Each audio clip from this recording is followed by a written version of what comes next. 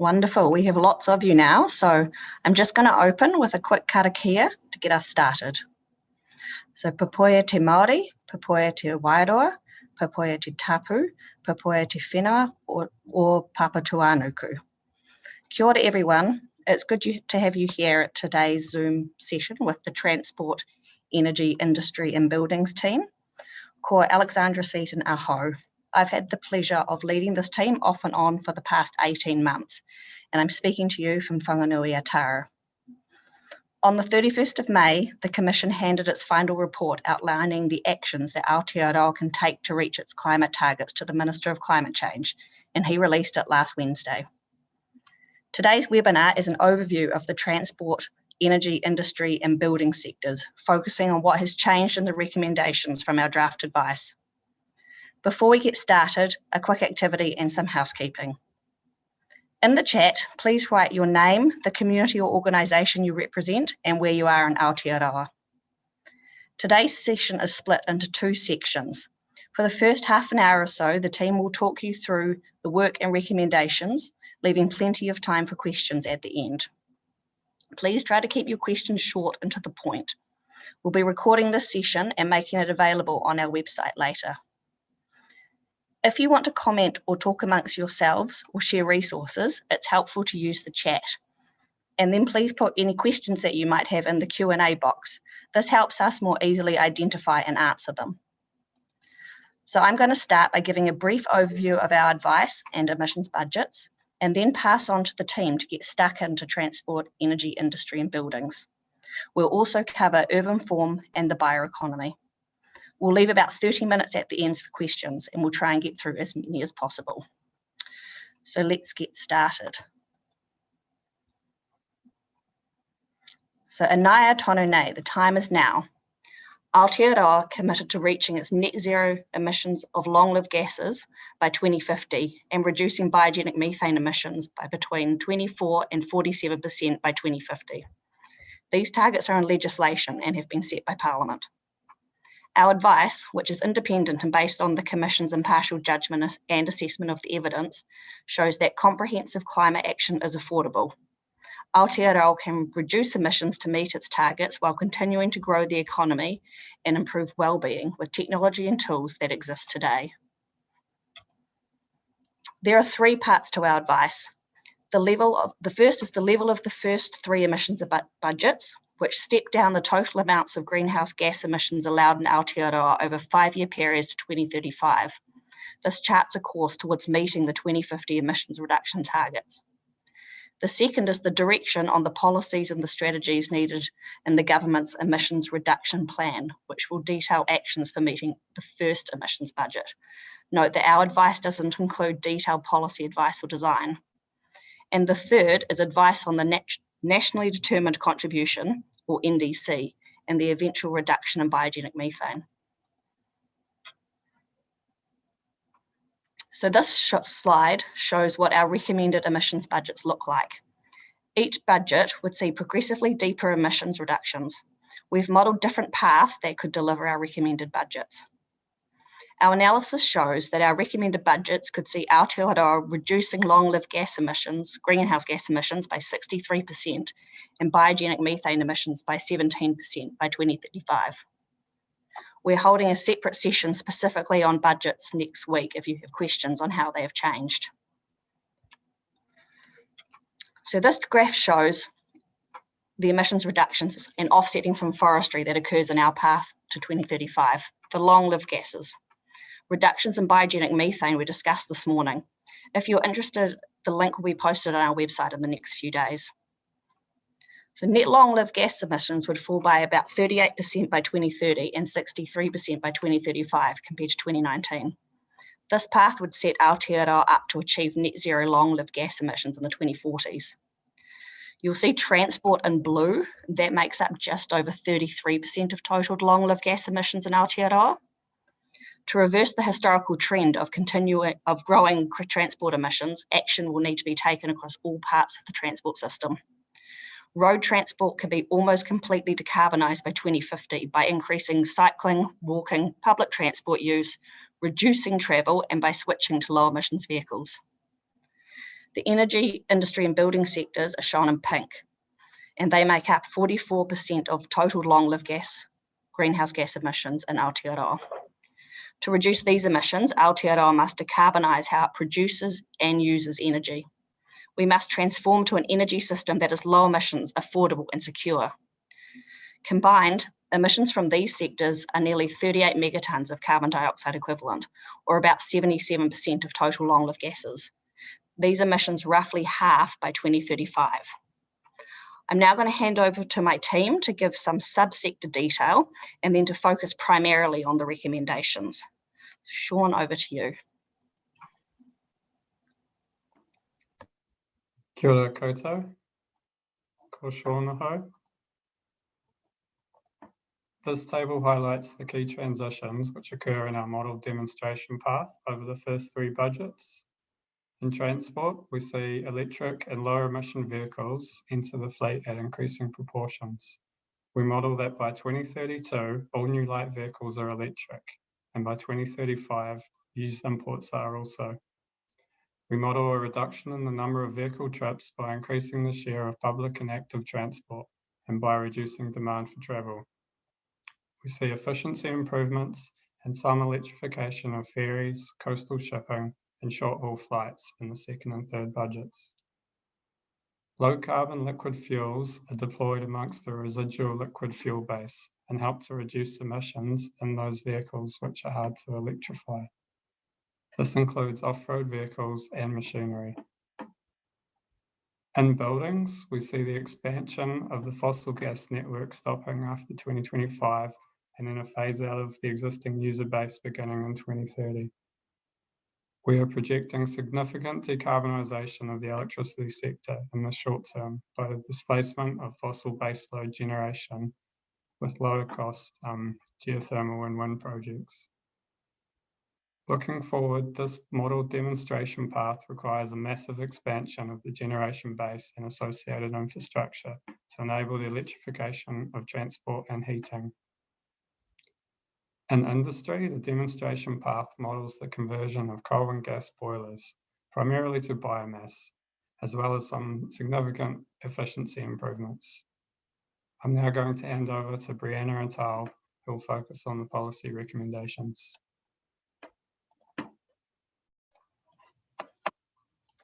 Thank you, Sean. So in the energy industry and building sectors, we've made recommendations in 3 areas for the government to focus on. The first of these is decarbonizing the energy system and ensuring that the electricity sector is ready to meet future needs. Energy production, supply, and use is a large, complex system. It's relied upon and employs many people, businesses, and industries. Transforming the energy system requires investment and certainty to allow individuals and businesses to plan and respond. Actions taken to lower emissions must be considered and coordinated across public and private sectors. Our policy direction to government focuses on a package of actions to transform the way energy is produced and used in Aotearoa, with a view to largely decarbonizing it by 2050. Our advice stresses that the most urgent area for action for government is to set direction of travel through a national energy strategy, ensuring a smooth and appropriately sequenced phase down of fossil fuels and a scale-up of renewable electricity generation and other low-emissions fuels will need to be carefully managed. This will need to be considered in the context of changing supply and demand requirements and the interrelated dynamics of the energy system. The scope of the strategy should include setting a system-wide renewable energy target. The government's current 100% renewable electricity target should be treated as aspirational and considered within the broader context of the whole energy system that includes transport. The strategy needs to ensure the timely phase out of coal for electricity generation and include a plan to manage the diminishing role of fossil gas across the whole energy system. The strategy also needs to consider how to ensure access to reliable, affordable, and low emissions electricity for all consumers. We've also made a series of recommendations aimed at ensuring that we have an electricity sector that is ready to meet future needs. Aotearoa has one of the lowest emissions electricity systems in the world. Increasing our renewable electricity generation and phasing out fossil fuel fire generation can further reduce emissions. Maximizing the use of this low emissions electricity to replace fossil fuels is an essential part of the transition. We've recommended that government undertake work to increase the participation of distributed energy resources and to determine whether lines companies can integrate new technologies, business models, and platforms. We have also recommended that the government enable the fast pace and sustained build-out of renewable electricity generation and infrastructure by ensuring that resource management processes and other national and local government processes and policy instruments and settings for transmission and distribution investment decisions are aligned for the transition. Regulatory settings must also be designed to meet the needs of diverse communities, for example, remote and rural communities and Māori communities. Increasing investment in energy efficiency and supporting the development and deployment of low emissions fuels will also be important to manage the amount of energy that needs to be produced and to support energy diversity and system resilience. To get on a low emissions path, Aotearoa needs to avoid locking in new fossil gas assets and to phase down existing uses in residential, commercial, and public buildings. We have recommended that government determine how to eliminate fossil gas use in buildings. And this includes setting a date to end the expansion of fossil gas connections and evaluating the potential role of low emissions gases as an alternative use of pipeline infrastructure. Next slide, please. The second area we've recommended for government to focus on is reducing emissions associated with industrial heat and chemical processes. Government's recent consultation on phasing out fossil fuels and process heat will support this. We've made recommendations that government outline actions to reduce barriers related to access to capital, to support behavior change and infrastructure access. We've also recommended that government support innovation to decarbonize hard-to-abate industries. The third area we've made recommendations in is for government to develop a plan to transform buildings to be low emissions and climate resilient. This includes taking action to reduce emissions from the way buildings are designed, constructed, and operated. This includes through mandatory participation in energy performance programs and continued improvements to the building code. Scaling up energy efficiency assistance to low-income households and other groups will be needed to ensure that all New Zealanders can benefit from lower energy bills and healthier buildings. Next slide, please. So some of the key and main changes that we've made in our final advice, as you can probably tell, we've changed the name of the work program from Heat Industry and Power to Energy Industry and Buildings. And this is just to give a clearer picture of how energy is produced and used in Aotearoa. We consolidated our recommendations under these three areas. We heard during consultation that decisions on energy were being made in silos and without a complete system view. As such, we've re-emphasized the need for a cohesive national energy strategy and provided additional detail on what the scope of that strategy could include. This includes suggesting where work is needed to manage the diminishing role of fossil gas across the energy system and to develop low emissions gases like biogas and green hydrogen. To better distinguish gases with high emissions from their low emissions alternatives, we have renamed natural gas to fossil gas. We also heard during consultation that a renewable energy target was more favorable than the current 100% renewable electricity target. We recommend a renewable energy target to signal the emissions reductions required across the entire energy system, while allowing for flexibility across sectors and technologies. We also undertook further analysis and refined our assumptions for some hard-to-abate industries, for low and medium temperature process heat and geothermal power generation. Additional details on these areas can be found in Chapter 7 of the advice report and Chapter 12 of the supporting evidence. We've also expanded our discussion around the importance of low emissions buildings, both in terms of energy efficiency and embodied emissions. I'm going to hand it over to my colleague Tal to take you through the transport recommendations in our advice. So there are many opportunities to reduce transport emissions. However, all of these opportunities will require action. We have recommended 3 areas for the government to focus on for the first emissions reduction plan. First up is reducing reliance on cars for mobility, where this is possible. To achieve this, walking, cycling, and using public transport needs to be safe, affordable, convenient, and accessible.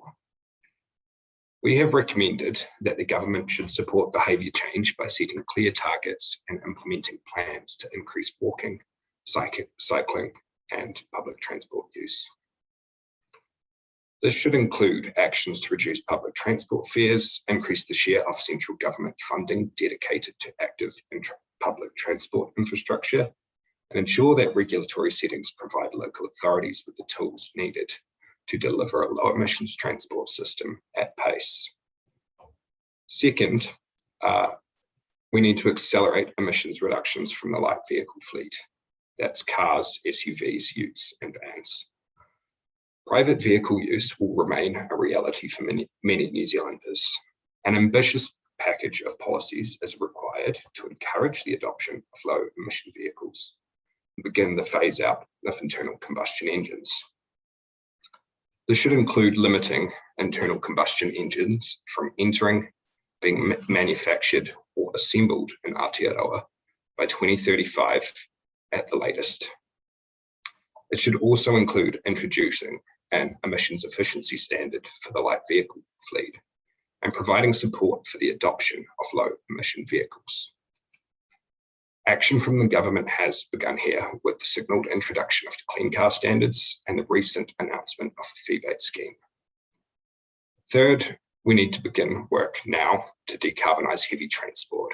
That's larger trucks, ships, planes and trains, and the freight that they move. Decarbonising heavy transport is challenging, both technically and economically. However, progress is being made here internationally.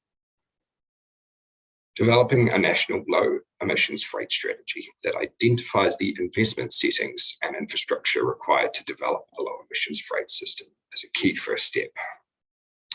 This should include shifting how we shift freight from road to rail and shipping, and also supporting the development of low carbon fuel markets, such as biofuels. It is also important that work is progressed in all three of these areas in the government's first emissions reduction plan. Next slide, please. So what's changed from our draft advice? So our final recommendations place more emphasis on the role of mode shift, that is getting people out of their cars into walking, cycling and public transport use where this is possible. This recommendation is especially relevant in high density urban centres such as Auckland or Wellington. We also acknowledge that there are significantly less opportunities to walk or use public transport in many parts of the country. Reducing car use will not be practical for all New Zealanders. To enable this change, we have highlighted the key role that local authorities play in reducing car use. They will need more support from central government to be able to deliver a low emissions transport system at pace. This includes enabling them through legislation, removing regulatory barriers, and providing increased and targeted funding for walking, cycling, and public transport infrastructure. While we have applied additional constraints on the supply of used electric vehicles in our modelling work, it's important to note that we have maintained the same level of policy ambition for reducing emissions from the light vehicle fleet. EVs will remain a key part of a decarbonised transport system, and strong policy action is needed to support their rapid adoption. Finally, we have taken a broader and more ambitious approach to heavy transport and freight, rather than just focusing on increasing the use of low carbon fuels. More emphasis has been placed on the role of efficiency improvements for both vehicles and freight movements, and on shifting freight from road to rail and shipping. We also heard through consultation that the role of alternative fuels, such as hydrogen for heavy transport, was underplayed in our draft advice. Our final advice is more fuel neutral in our discussion of low carbon fuel options. Next slide, please. In our draft advice, the bioeconomy was discussed in relation to bioenergy recommendations in the energy and transport sectors. The bioeconomy, however, is bigger than just bioenergy. It involves and interacts with multiple sectors, including land use and forestry, energy, buildings, transport, and industry. As such, we have moved this recommendation into the multi-sector chapter and expanded on it. The bioeconomy could provide an opportunity to reduce emissions across supply chains by using waste and byproducts from agriculture, forestry, and households or workplaces in place of fossil fuels or emissions-intensive materials. it will be important to look across the sectors involved in the bioeconomy in an integrated manner. To realise the emissions reduction potential from the bioeconomy, the government should deliver and develop a strategy. To address the tensions and diverging priorities across the sectors, the strategy will need to lay out a clear governance structure that includes identifying a lead agency and minister, as well as a package of policies to create effective settings for attracting investment into the bioeconomy.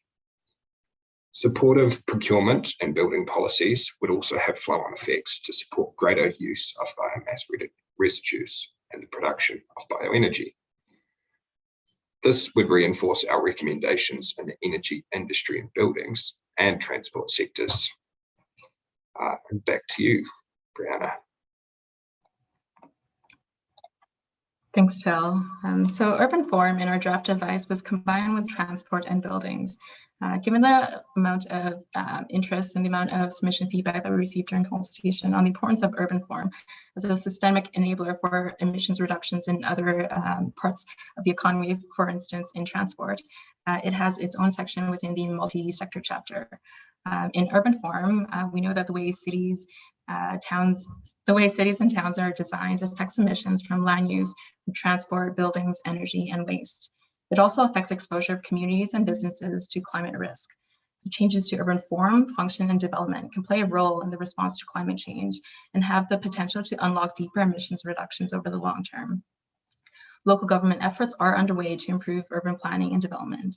It will be important for the government to support these ongoing efforts by providing clear direction and support through well-integrated planning and policy across the system, particularly in the face of increased pressure for housing supply. Our recommendations on urban form highlight the need for government to develop a consistent approach to quantify the emissions impact of urban development decisions. We also recommend improving the evidence base on the relationship between different factors of urban form and function and their impacts on emissions from related systems such as transport. We know that new and existing urban environments face different barriers and challenges when it comes to enabling low emissions choices and ensuring interconnectivity across and within communities in order to, for instance, support mode shifting. Ensuring that the regulatory settings allow for and encourage more compact urban development can address some of these barriers. I'm going to hand it back to Ellie to close us off on this segment of the presentation. Alrighty, so our advice is now with the government, and it's up to the government to take the next steps. Emissions budgets will be set by the government, and if its budgets differ from our advice, it will need to explain the reasons for those differences. Each emissions budget must be accompanied by an emissions reduction plan setting out the policies and strategies for meeting that budget.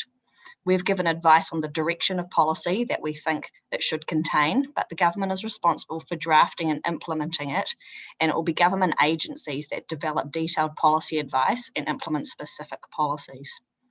This means that government agencies are the ones who undertake detailed policy analysis and design, including examining the trade-offs, risks, costs, and benefits associated with different policies and approaches. We're already seeing this with, as Tal mentioned earlier, the announcement of the clean car discount over the weekend. So government agencies will bring forward a significant package for Cabinet approval later this year, and the government has until the 31st of December 2021 to publish its emissions reduction plan and notify emissions budgets. For us, we've just delivered the first in a cycle, and we'll be back with further advice on the next set of emissions budgets for Aotearoa in 2024, when we do this process all over again. We also now add a monitoring function to our role. So if we don't think the government is doing enough to meet its targets, we can hold it to account. Here, next slide. We also do a number of upcoming webinars if you're interested in other aspects of our advice. Agriculture, forestry, and waste had a session this morning, and so if you missed that and wanted to get an idea of what's contained in that part of the advice, we'll be posting it on our website shortly. We'll post a link into the chat about how you can register, and they've also been advertised on all of our social media channels. So we'll now open the floor to questions. As a reminder, please use the Q&A box. and we'll try and get through as many as possible. In our experience, this can sometimes be a bit challenging, so feel free to reach out and get in touch at the email address above if we don't get to you. I'm going to hand over to Charlie, and she's going to dish out the questions, and the team will do the best we can. Kia ora everyone, can you hear me all right on the, yeah. We've got one here for Tal. So what transport mode shares have been modelled for 2030? Thank you for that question. So we have tried to model most forms of transport. So that includes walking, cycling, taking the bus, driving your car, jumping on a train. It also includes, things like taxis or being a passenger in someone else's car. So yeah, that's all included in our modelling work. Back to you, Charlie. Thanks, Tal. Ali, recommendation 20 includes a list of 8 items to include in the energy strategy with a draft due in June 2023. Will decisions on the 8 items be needed prior to that strategy to deliver carbon budget outcomes? Okay, cool. I think if I've interpreted that question properly, I guess what you're talking about is a matter for government process. I wouldn't expect those decisions to be made prior to the government's emissions reduction plan at all. That would just be too fast. But I would anticipate that if the government chooses to accept our recommendation in this, that they will have to make cabinet decisions on all of those things, yeah. We've had a question about if the emissions budgets are in line with what is required to meet New Zealand's obligations to keep warming to 1.5 degrees as according to the IPCC. And as Ali just said, we'll be having a specific session on the NDC next week, so we can pop the link to that in the chat, and that one will hopefully be better for you to ask your questions too. You'll have a more comprehensive answer out of that team than you will out of us. Rafe Chapman, sorry, you've asked a question. It's not clear whether emissions from future practice are reasonable. Why, for example, is household travel distance per person reduced by 3% by 2030? With fuel price incentives, compact development and more working from home, this is probably conservative. Tal, do you want to have a brief overview of how we've modelled that? Yeah, I'll give it a shot with a wee footnote that I'm not actually the modeler. So I think we have taken, where possible, more conservative assumptions around behaviour change. So it could well be conservative. So we have based this on sort of what evidence we've been able to find in existing literature, and also trying to align with what government agencies such as Ministry of Transport and Ministry of Business Innovation and Employment are projecting.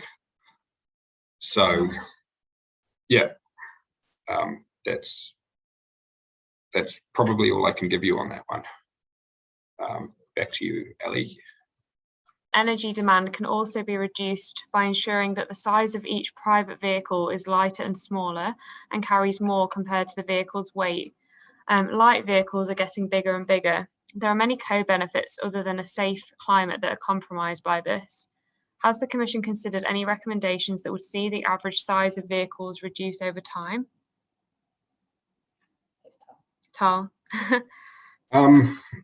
Yeah, so I think that would start to happen with things like the, signal clean car standards and their introduction. One of our recommendations around accelerating emissions reductions from the light vehicle fleet was about introducing an emissions efficiency standard. Smaller vehicles tend to be more energy and also more emissions efficient. So yeah, I think that falls within scope of our recommendations. And yeah, that's also something that the government is currently consulting on.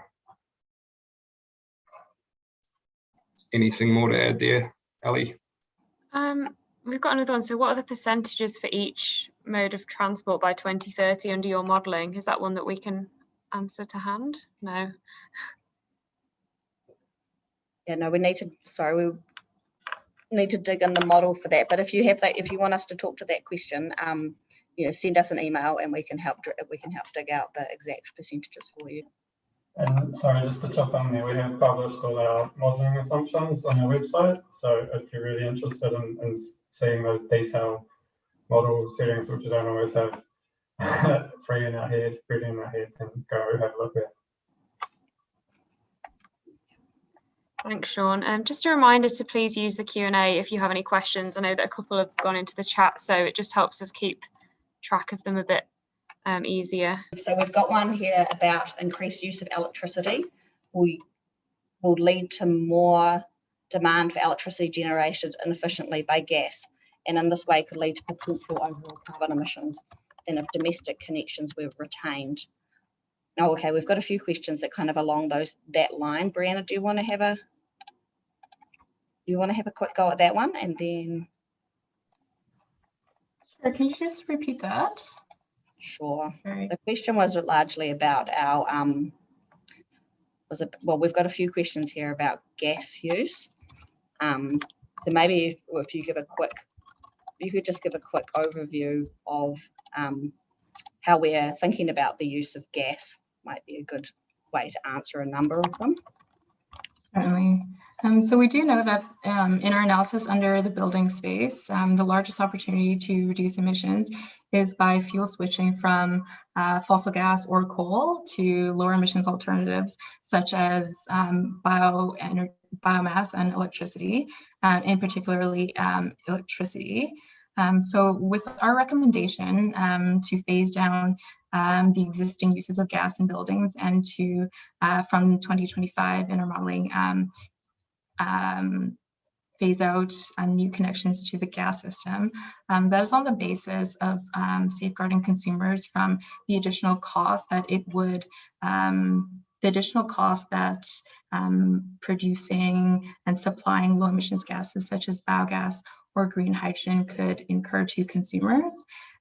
So in some of the submissions that we received through consultation, particularly from the energy sector, residential and small users, they contribute to a significant proportion of the revenues from gas distribution businesses while using a fairly or relatively small volume in comparison to industrial consumers. So our recommendations on managing the diminishing role of fossil gas across the energy system, as well as phasing out the use of fossil gas in buildings, is to maintain some optionality for consumers should biogas and green hydrogen and other low emissions gases become affordable and feasible in the future, but also to safeguard consumers against potential increased costs of network expansion. I hope that answers it. It was a little long-winded. Thank you, Brianna. We've got another one here, which might be good for you to answer, Tal. How is learning from other countries incorporated into the recommendations? So, yeah, our analysis, a huge part of that was gathering evidence from what's been happening overseas. I think there's a few good examples in the transport space, especially around electric vehicle policy. So Europe's sort of experience has shown us that EV policy can have a material impact in overcoming supply constraints and in creating demand. If you look at the impact that you've seen in recent years from some of the subsidies over there, from even things like signalled internal combustion engine bans, EV sales, I think in Europe or globally, have now jumped to about 6%, with most of that growth being in Europe. And so that following international trends has been a key part of our analysis across the board. A lot of the time we are, technology takers and relying on trends and developments that are happening overseas. I'll throw that back to anyone else in the team who might have something more to add. No, that sounds good. Let's move on to the next question. We've got quite a few. Thanks, Tal. We've got a few more coming through now. I think Tal or Brianna, this might be a good one for you to have a go at, but what new evidence did you receive that contributed to the Commission's updated advice? Sure, I can take a stab at that. So we received a substantial amount of submissions through our consultation process. So over 15,000 submissions were received through our portal as well as through our hello@ email address. So where possible, if substantial evidence was provided through those submissions, it was included as part of our analysis in updating our recommendations and our final advice to government. We also drew on additional reports, international reports and domestic reports. For instance, the IE published a electric vehicle report. I believe it was in May. Tal can correct me on that, but new international evidence and research was incorporated. Thank you. Tal, how have we thought about low-income families or people that live in rural areas? I'm guessing that's in regards to transport. But actually, across all of our advice, we've had to consider the impact that our recommendations have on New Zealanders from all walks of life. So I think in the transport space, the tricky thing about it is we all, we rely on transport for our mobility. So the context of each person is unique. And that also means that there's no solution that works for everybody. So our advice tries to recognize the fact that not all solutions are available at this point in time for certain communities. So rural New Zealand may still rely on using their utes and vehicles for some time. But that's okay, because we're trying to influence change in the parts of the country that can change. In terms of the affordability issue, we do think that's something that the government has to be continually aware of, and making sure that the policies they're creating don't limit mobility options for low-income households. Ideally, what we're trying to do is actually create more options, not less. So, yeah, back to you, Charlie. Thanks, Tal. Where's the next one? Sorry. Okay, I think Ali, you might be able to answer this one. I can see that the targets have been set to reduce the emissions of greenhouse gases, but did the Commission make recommendations on how these targets will be achieved? Yeah, so that's what the recommendations in the emissions reduction plan are about in general. And just a reminder that those are high-level direction of policy, and then it's now up to the government to consider the specific detailed policy on how that they will be achieved. That's a really good question. Thank you. Thanks. Carl, this is probably another one for you, but the draft advice was very EV-centric. How is our latest advice different?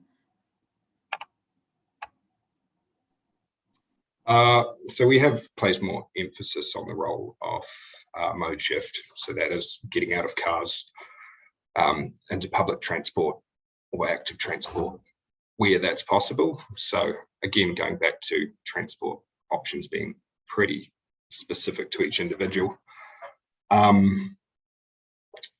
We do think that there is an important role for people who have the option to walk to be able to do that more, or people who, it's about creating options for people to actually get out of their cars. Historically, arguably, there's been an underinvestment in public transport and active transport infrastructure. That's kind of been compounded by the fact that our towns and cities have been designed in a way that is really centered around private car use. So the next decade is really about starting to unwind that trend. There are also options that are available right now, which could be considered by some local authorities, such as reallocating road space for public transport or for cycling lanes. But again, that's up to local authorities and government on how they'll do that. Thanks, Tal. Brianna, have you considered embodied emissions in the building and construction sector? So in our analysis, we do look at the different emissions intensity of different building materials. However, embodied emissions and emissions from construction, they're not included within the building sector. So we don't model embodied emissions for our emissions budgets or in our recommendations to government on policy direction. We are aware there's significant interest domestically and globally on the impact of the building and construction sector. So IEA estimates that about 38% of global energy emissions result from the building and construction sector. We do make recommendations on potentially on keeping an eye on the Statistics New Zealand's consumption-based emissions estimates that were first released in 2019. And it provides a really good additional lens with which to evaluate Aotearoa's emissions. But it's not part of our recommendations, and it's not included in our emissions budgets. Why have you not recommended 100% renewable electricity? Brianna, I think that's another one for you.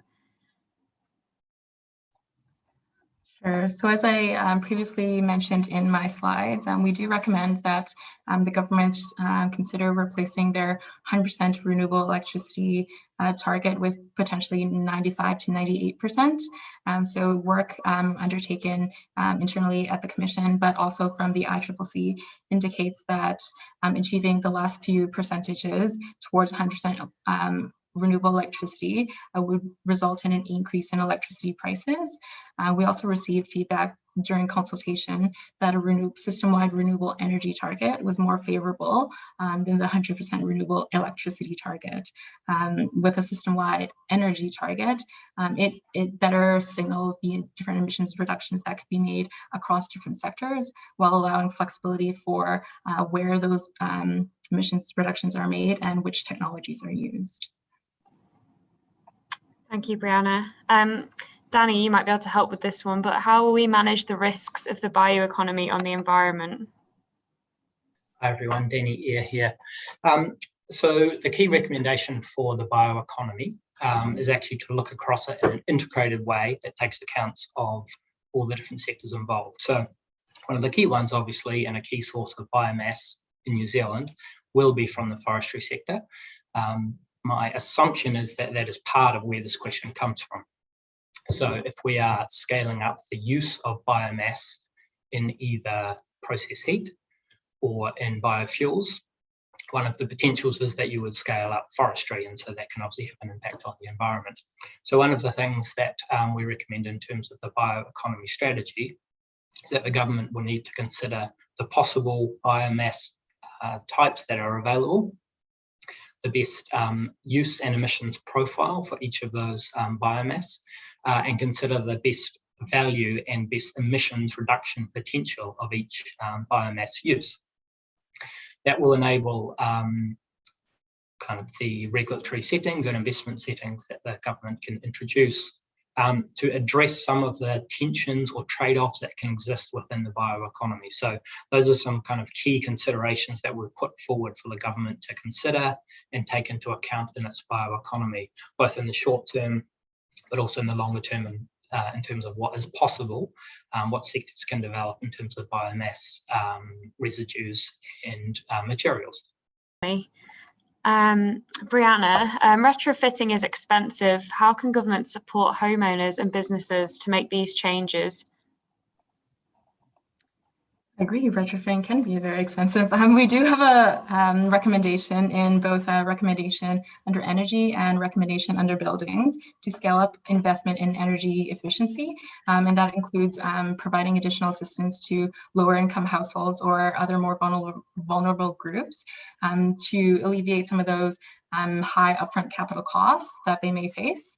And also to address some of the split incentives where the property owner or the landlord may bear the costs of lower emissions technologies, while the tenant benefits from warmer, drier homes and lower electricity bills. There is also a lot of resources through brands and ICA that can be provided, but also I do want to note that additional funding through the most recent budget to increase funding through Warmer Kiwi Homes will help. Thanks, Brianna. Sean, I think there's one here that you might be able to help with. Where did the new assumption of 35% carbon capture rate for geothermal energy come from? Is there a carbon price or date where this kicks in? Thanks for the question. So that setting is something that we've used in our scenario modelling. And our scenario modelling sort of profiles the full technological potential of mitigation opportunities. And that particular assumption around carbon capture and storage is what we deploy in our most ambitious technology scenarios. It's not in the central path that we use for setting the budgets. The methodology for that is to sort of rely on these more proven, ready technologies, while acknowledging breakthroughs could come through later. That exact figure we tested with some geothermal industry. It's sort of, it's not doing 100%, it's not doing 0%, so it's acknowledging there is an opportunity there. There are some price settings. If you're interested, have a look in the assumptions file on the website I mentioned earlier, and it should give that detail. Thanks, Sean. Tal, why is the Commission focused only on vehicle imports? What about the existing fleet? So we haven't made any recommendations in that area. So for the vehicle fleet, we believe the government needs to prioritise at least its initial efforts on ensuring the vehicles that enter this country are low emissions. So we import about 300,000 vehicles a year. If we don't make changes to the types of vehicles that we're bringing in, it's going to be harder and harder for us to meet our emissions budgets. So we think that this can be done by supporting the uptake of low emissions vehicles and adopting emissions efficiency standards. If we get this part of the puzzle right, we should be able to make the transitions to a low emissions vehicle fleet through normal fleet turnover. So that would help reduce the cost of the overall transition. It's true that a lot of vehicles in New Zealand have are really old, and we keep them on our roads till they're about 20 years old. That's kind of why we need to focus on making sure the vehicles that are coming in now are, consistent with a low emissions transport system.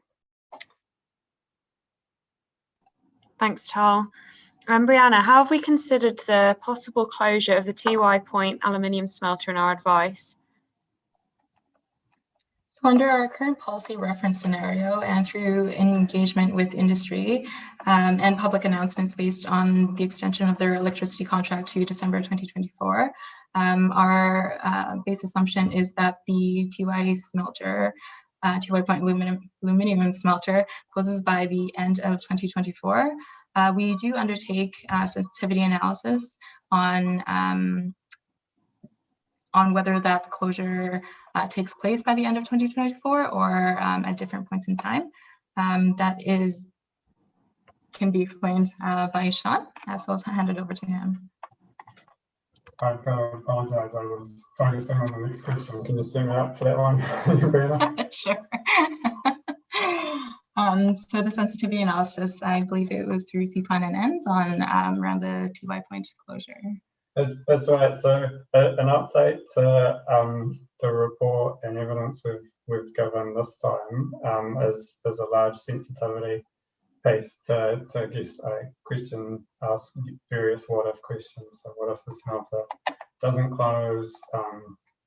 What if our population growth assumptions pan out to be differently, and what impact does that have on meeting the emissions budget? So the 10-point setting was that the smelter continues to operate. Of course, there's always uncertainty and predicting these future events, commercial decisions, and cost detail that we don't know. So the sensitivity also examines it pointed out the direct emissions consequence of the smelter continuing to operate, and then also considered the impact that would have on the electricity system and wholesale prices, and how that would impact fuel switching and other sectors which are electrifying. And I do want to point you to recommendation 20, number 6, where we recommend to government that they assess the consequences of significant changes to the balance of supply and demand of electricity, and on the pace, equitable availability, and cost of electrification in Aotearoa. So in developing a national energy strategy, government should be assessing all these different scenarios. Thank you both. How is the government supposed to ban ICE cars, and what would you say to someone on the minimum wage who cannot afford an EV? Tom? So firstly, we acknowledge that there's a significant upfront cost of electric vehicles as a barrier to their adoption for low income and many middle income households. So government policies will be needed to support the transition. Government policies that support the transition to a low emissions economy should operate by reducing social inequalities rather than exacerbating them. It's important that we view our transport recommendations as a package, so that when government implements its emissions reduction plan, the transport policy package is designed in a way that reflects the mobility needs of a diverse range of communities and individuals.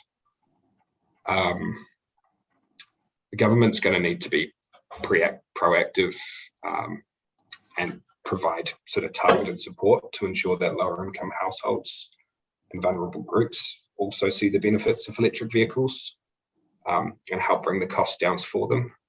So policies that encourage the second-hand vehicle market, car sharing and leasing, and support to purchase electric vehicles or e-bikes could help.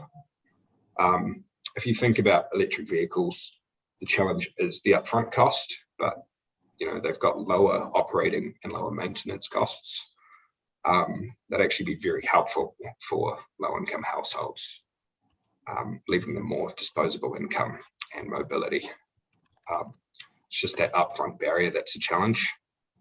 So I'd say finally, some of our recommendations are also about creating more options for the future. So trying to build better public transport infrastructure, creating infrastructure that allows walking and cycling to actually be an option for more people. Can you read this one? Back to you, Charlie. Yeah, I think we've just got time for one more, so we'll just flick that, just check that one now. I think this one might be for you, Sean, but I think a couple of people said that they couldn't hear you really well in the chat, so maybe just come a bit closer to the mic. I think Ali's going to read this one out. Yeah. So Sean, are you able to talk to the question?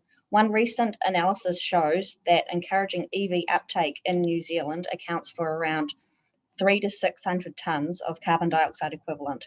How were comparative costs in tonnes the carbon dioxide equivalent used in the Commission's analysis to prioritise recommendations, given the cost for the transition and inequality have been emphasised in the media and elsewhere.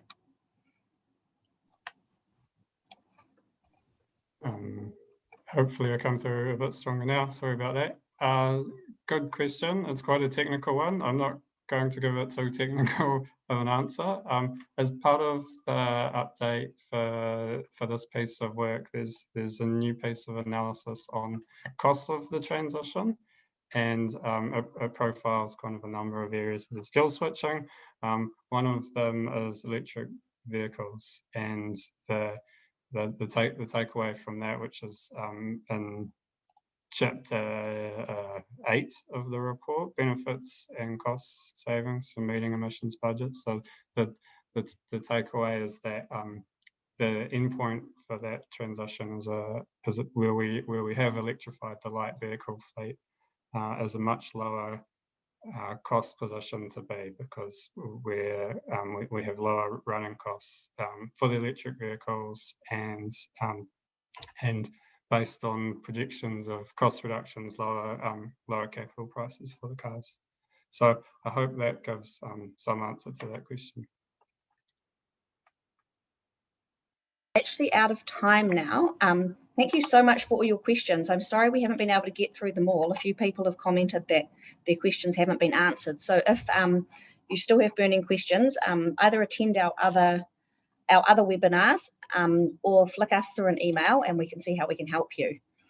So I just also want to finish by thanking all of you for your submissions, your data, your evidence, your time over the last 18 months. It's all been crucial to helping us shape our advice.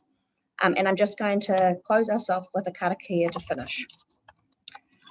So, haere e roto e te maramatanga, haere e roto e te rangimarie, tū kua tō wairoa, kia tau te rangimarie, kia tātou katoa, ho pai marerere.